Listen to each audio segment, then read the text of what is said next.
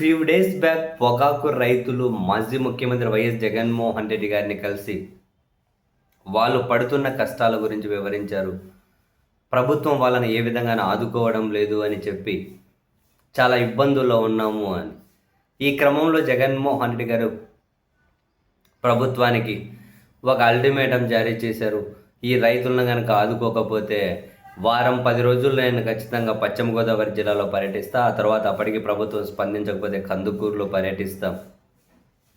వాళ్లకు మద్దతుగా క్షేత్రస్థాయి పోరాటాలకు కూడా సిద్ధపడతాము అని చెప్పి. సో జగన్మోహన్ రెడ్డి గారు అలా మాట్లాడిన ఎఫెక్టు కొంతవరకు మళ్ళీ వర్కౌట్ అయినట్లుంది.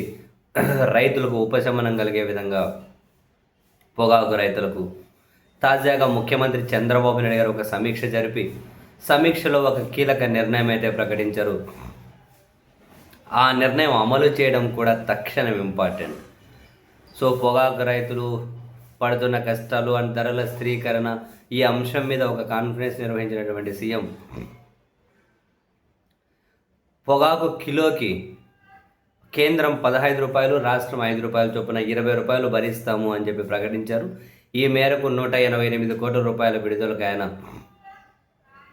గ్రీన్ సిగ్నల్ ఇచ్చారు. కేంద్రం 15 రూపాయలట కిలో మీద, రాష్ట్రం 5 రూపాయలు అని చెప్పి మొత్తం 20 రూపాయలు భరించడానికి 90 మిలియన్ కేజీల పొగాకు కొనడానికి ప్రభుత్వం అంటే కొనడానికి ఇన్ ద సెన్స్ కిలో మీద 20 రూపాయలు మద్దతు ఇవ్వడానికి కేంద్రం 15, రాష్ట్రం 5, ప్రభుత్వం సిద్ధంగానే ఉంది అని చెప్పి అయితే సీఎం గారు ప్రకటించారు. సో రైతులు అయితే ఖచ్చితంగా కాస్త కూస్తో ఉపశమనమే, మనం కాదని చెప్పలేము.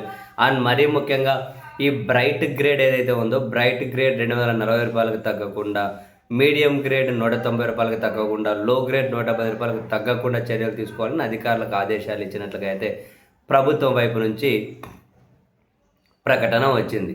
సో ఇదంతా ఓకే, ఉపశమనమే. అయితే ఇప్పుడు ఇమ్మీడియట్గా తక్షణం దీన్ని అమలు చేయడం అనేది చాలా చాలా ముఖ్యం. దీన్ని డిలే చేయకుండా తక్షణం అమలు చేయాలి.